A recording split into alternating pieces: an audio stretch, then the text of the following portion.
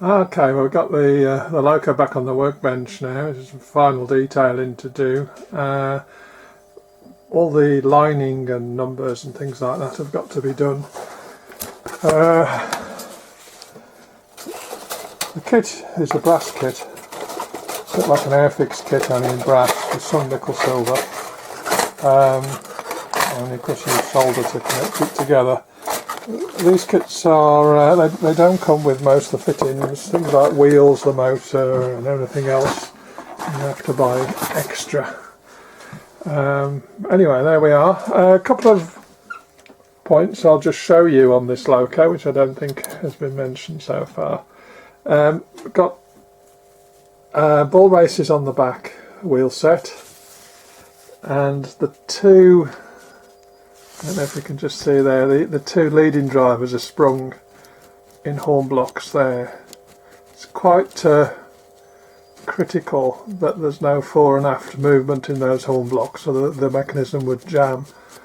So that was quite tricky to get that right. It wasn't part of the kit, I added those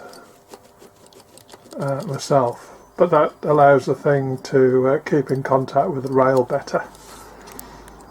So in order to complete the final decoration, unfortunately not having this book which shows photographs of every one of the class of locomotives, including quite a few detail shots, so that you can get the detailing right. This particular loco is there's a photo of every loco of this class in here, and the loco that this will be is 46421, which is a West Midlands loco, and we've got two good pictures there. The bottom one was just when it came out of Crew Works after overhaul in 1961. So that's the sort of effect that we're aiming for, to get it looking like that. 46421. One of the parts still to be fitted are these doors, which go on here. I think for the purpose of this model, we're going to show the doors open. So to show the doors open, we put these in a folding jig first.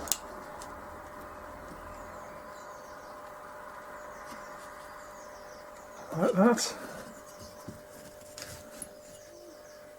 And then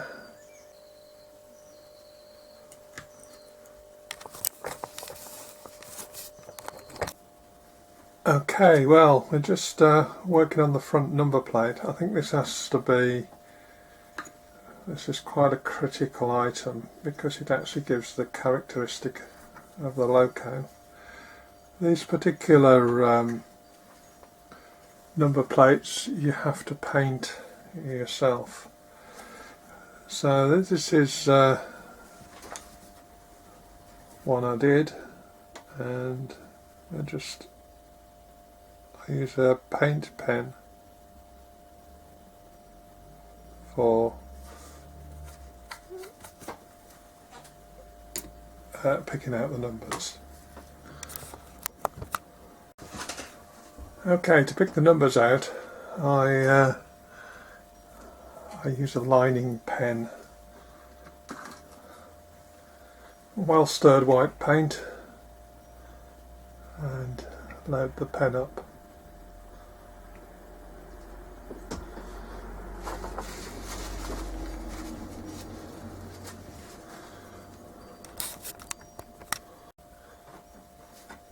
So I just try the pen out, make sure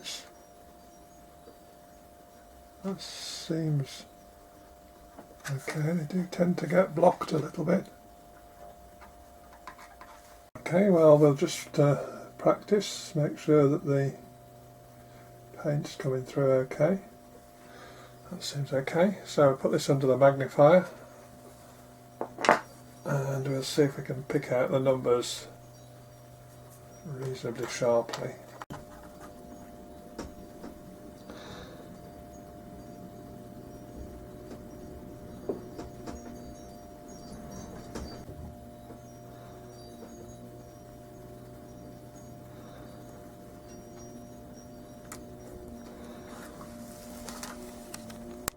Okay, well, looking at the chosen prototype, it's critical for the look of the locomotive where the number is positioned.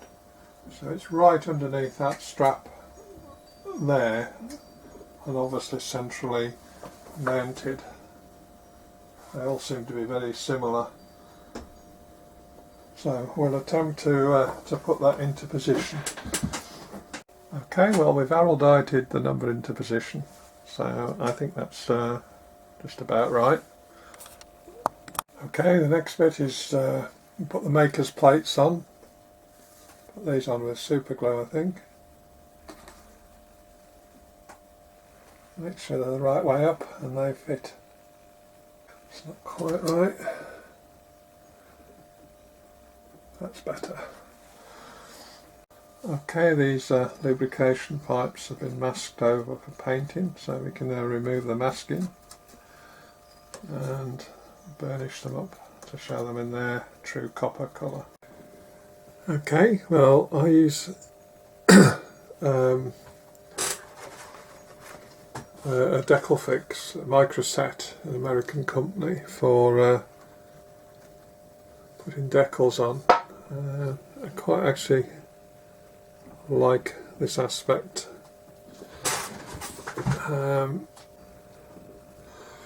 So put that on there, a bit more Decalfix just over the top,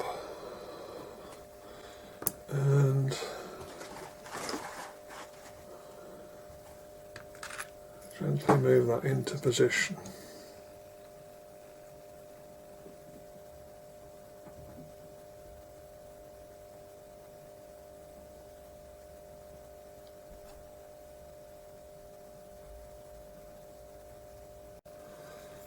So we put some Decalfix around where the lining is to go. Right, so we'll see if this will slide off.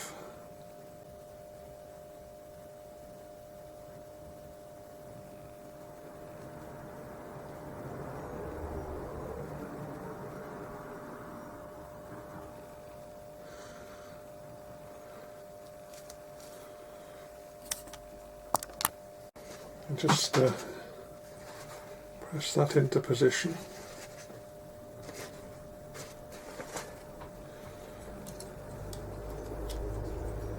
And there's the first lining band completed. Okay, so that's coming together now. Again, referring quite a lot to photographs, because the decals, which are supposed to be for this type of locomotive, are not necessarily quite correct.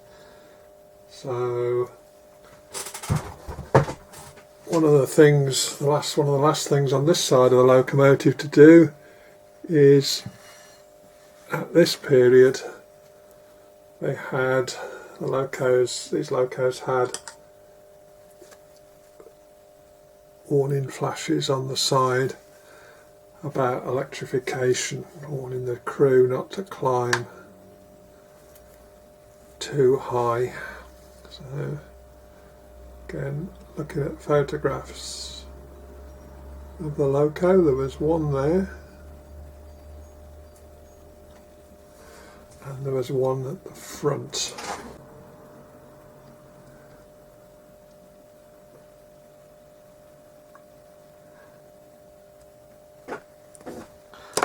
Buffer beam there. So that side of the loco is not yet done, but this side is now beginning to look the part. Get the lining in place on the cab sides. This is where having a photograph is extremely useful, as it shows the positioning of the lining. Although this lining is meant for this particular loco, it's actually not quite right if you put it on just as it comes in the packet. Okay, so there we have the loco lined out, and a photo behind of the prototype. which it's based on. Just got to varnish those transfers now, and a very light weathering of the underframe to make it look a little bit more prototypical. Okay, well, we've now lined out the locomotive, and as well as that we've also given it a coat of semi-matte varnish, which helps seal the transfers in place. Also, work's now started. I've started to fit the windows, including the little windshield which goes there, the front windows, and the next bit is fit the cab side windows. Okay, these are the cab side windows, which are placed in a frame, and that frame goes inside there. Time to add some coal to the tender. Put some PVA glue in, and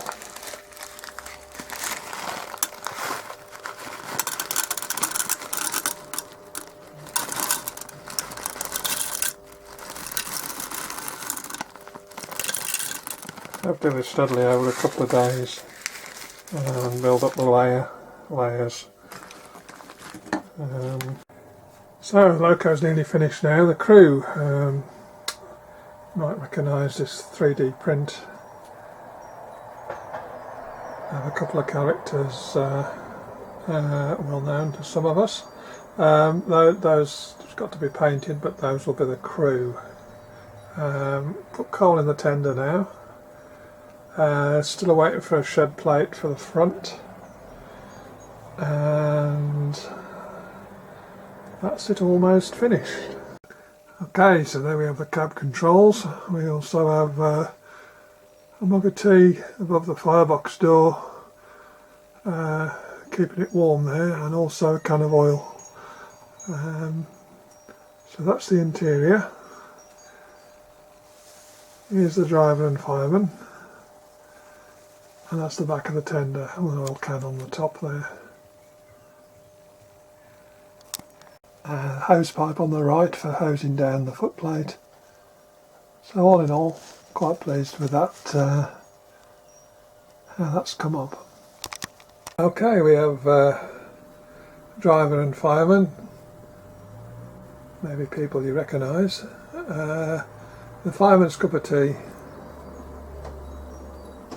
is warming above the firebox door, along with a can of oil. Okay, so we've got the crew in there now, and we've also on the back we've got the fire irons on top of the tender.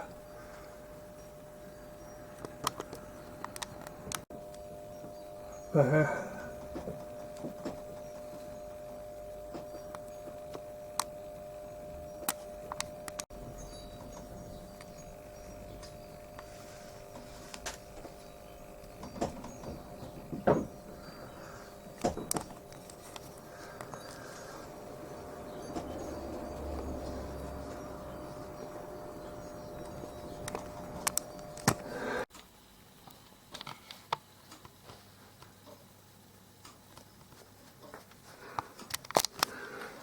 Okay, the very last bit to do with this loco is to put the shed plates on, which go on the front of the engine.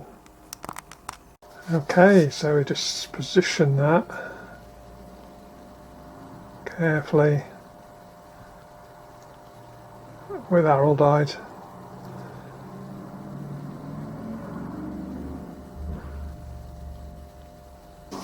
I just have to make sure that's back in the centre almost.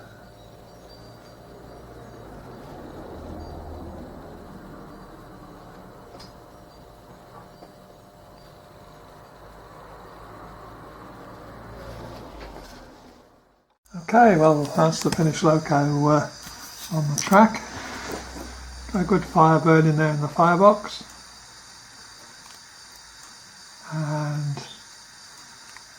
I'll just back up now onto one of the coaches.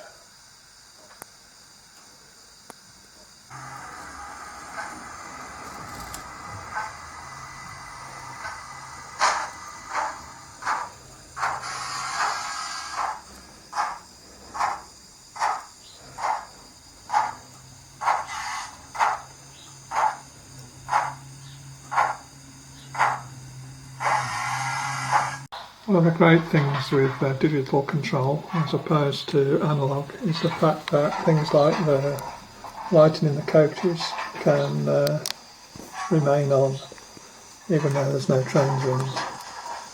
And we'll just back up there, steady.